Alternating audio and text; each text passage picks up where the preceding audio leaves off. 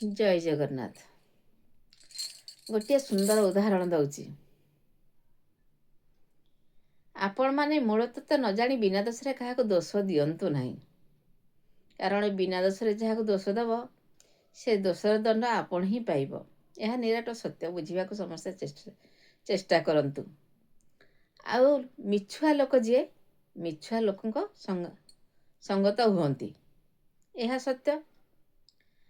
ଆଉ ମିଛୁଆ ଲୋକ ଯିଏ ବି ତାଙ୍କ କଥାରୁ ଜାଣିପାରିବ।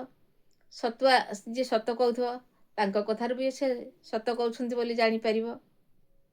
ଏମିତିକି ବେଳେବେଳେ ଲୋକ ମାନେ ସତ କିଏ କହୁଛି ମିଛକୁ କହୁଛନ୍ତି ତାହା ବି ଜାଣିପାରନ୍ତି ନାହିଁ। ଭୁଲ ଚିନ୍ତାଧାରାରେ ପଡ଼ିଯାଆନ୍ତି। ହେଲେ ଯେତେ ଭୁଲ ଚିନ୍ତାଧାରାରେ ପଡ଼ିଲେ କ'ଣ ହେବ? ସତର ମିଛର ପ୍ରମାଣ କେବଳ ମଣିଷ ନ ଜାଣିପାରିଲେ ନାହିଁ, ଭଗବାନ ଜାଣିଛନ୍ତି। ତାହାର ଦଣ୍ଡ ସିଏ ଦେବେ। ଏହା ତ ନିରାଟ ସତ। ଗୋଟେ ଅଛି ସତ ମିଛ, ପାପ ପୁଣ୍ୟ, ଧର୍ମ ଅଧର୍ମ। ଏ 6ଟି ଶବ୍ଦଟାକୁ ଆପଣ ଟିକେ ତର୍ଜମା କଲେ ଆର କିଛି କ'ଣ ମିଛ ଲୋକର ଦଣ୍ଡ ଅଛି, ସତ ଲୋକର ପୁଣ୍ୟ ଅଛି, ଧର୍ମ ଲୋକର ଦାନ ଦେବାର ଶକ୍ତି ଥାଏ, ମନୋବୃତ୍ତି ଥାଏ। ତା ହୃଦୟ ମନରେ ସେ ଦାନ ଦେବା ପାଇଁ ସଂକଳ୍ପବଦ୍ଧ ହୋଇଥାଏ ଭଗବାନଙ୍କ ପାଖରେ। ଅଧର୍ମୀ ଲୋକଟି ଏମିତିକି ସେ ଭଗବାନଙ୍କୁ ଚୋରି କରି ଖାଇଯାଏ। ଭଗବାନଙ୍କ ଜିନିଷ ବି ସେ ଅପହରଣ କରି ଖାଇଯାଆନ୍ତି। ଏହା ନିରାଟ ସତ। ଏ କଳିଯୁଗରେ କାହାକୁ କୌଣସି କଥା ଅଛପା ନାହିଁ। ଆଉ ଯଦି ଭାବୁଛନ୍ତି ମିଛୁଆ ଲୋକ ମିଛ ସଙ୍ଗତରେ ପଡ଼ନ୍ତି, କିଛି ମିଛୁଆ ଲୋକଙ୍କ ପାଖରେ ବି ସତ ସଙ୍ଗତର ଲୋକ ବି ପଡ଼ିଯାଇଥାନ୍ତି। ପଡ଼ନ୍ତି ସତ, କିନ୍ତୁ ସେ ଜାଣିପାରନ୍ତି ଲୋକଙ୍କର ଭାବରୁ। ମିଛ କହିକି ସିନା ଆପଣ ମଣିଷଠାରୁ ବର୍ତ୍ତିଯିବେ, ହେଲେ ଜଗନ୍ନାଥଠାରେ କେହି ବର୍ତ୍ତି ପାରିବେ ନାହିଁ।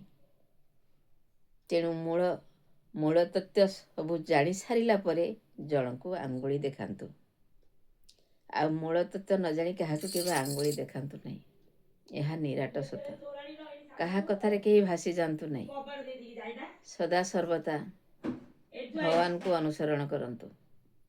ସତ ମିଛର ନିଶ୍ଚିନ୍ତ ନ୍ୟାୟ ଜାଣିପାରିବେ, କିଏ ସତ କହୁଛି କିଏ ମିଛ କହୁଛି। ଆଉ ସବୁଠୁ ସୁନ୍ଦର କଥାଟିଏ ହେଲା, ଯିଏ ଭଗବାନ ମାର୍ଗରେ ଯାଉଥିବେ କିଏ ସତ କହୁଛି କିଏ ମିଛ କହୁଛି ଜାଣିପାରିବେ। ଜାଣି ସୁଦ୍ଧା ସେ କହନ୍ତି ନାହିଁ।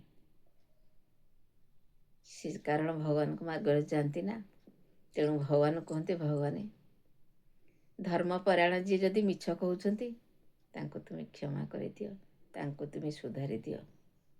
ଆଉ ଅକସ୍ମାତ ଯଦି କୌଣସି ଭୁଲ ହୋଇଯାଇଛି ତାକୁ ଦୁର୍ଘଟଣା ଭାବି ତାଙ୍କୁ ସୁଧାରିକିରି ବୁଝାଇ ଦିଅନ୍ତୁ। ଏ ମାର୍ଗଧାରା, ଏ ଚିନ୍ତାଧାରା ତାଙ୍କୁ ଟିକେ ଚେତାଇ ଦିଅନ୍ତୁ, ବହୁତ ଭଲ ହେବ। ସ୍ଥାନ କାଳ ପାତ୍ର ଏସବୁ ଜିନିଷକୁ ବୁଝିବାକୁ ଚିହ୍ନିବାକୁ ଚେଷ୍ଟା କରନ୍ତୁ। ଆଉ ମୋ କଥା ମାଧ୍ୟମରେ ଯଦି କିଛି ଭୁଲ ଥାଏ ତାହେଲେ ମୋତେ କ୍ଷମା କରନ୍ତୁ। ଜୟ ଜଗନ୍ନାଥ।